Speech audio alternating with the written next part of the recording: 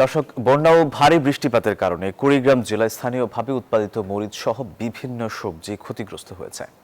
আর এর প্রভাব পড়েছে বাজারে, লোকসানে পড়েছেন চাষিরা। এ নিয়ে বিষয়ে বিস্তারিত জানাতে কুড়িগ্রাম থেকে সরাসরি যুক্ত হচ্ছেন সহকর্মী হুমায়ুন কবির সূর্য। সূর্য, ক্ষয়ক্ষতি নিয়ে কি বলছেন কৃষক?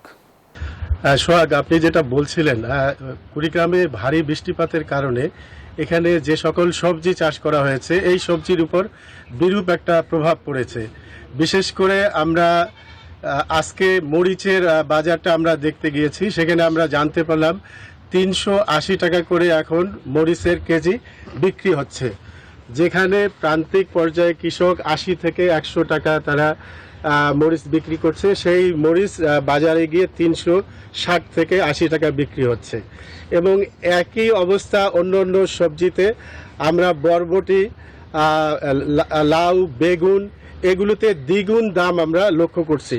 আমরা কৃষকদের সাথে এবং ভোক্তাদের সাথে কথা বলছি, গত এক সপ্তাহের মধ্যেই এই দাম কিন্তু হঠাৎ করে দ্বিগুণ বৃদ্ধি পেয়েছে। বিশেষ করে মাঝখানে টানা বৃষ্টি এবং থেমে থেমে যে বৃষ্টিপাত হচ্ছিল, এই বৃষ্টিপাতের কারণে মরিচের জমিতে এবং অন্য অন্য জমিতে পানি জমে যাওয়ায় কিন্তু এই পরিস্থিতি কিন্তু সৃষ্টি হয়েছে। আমাদের কৃষকরা জানিয়েছে যে জমিতে তারা 50 মণ 60 মণ মরিচ উৎপাদন করে, এবার তারা পেয়েছে মাত্র 24 থেকে 25 মণ।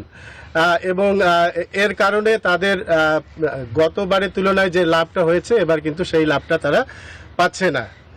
কুড়িগ্রামে 632 হেক্টর মরিচ চাষ হয়েছে এবং এর অধিকাংশই নষ্ট হয়েছে। এই ছিল আমার কাছে সর্বশেষ। ফিরে যাচ্ছি স্টুডিওতে। সোহাগ, আপনার কাছে। সূর্য, আপনাকে ধন্যবাদ।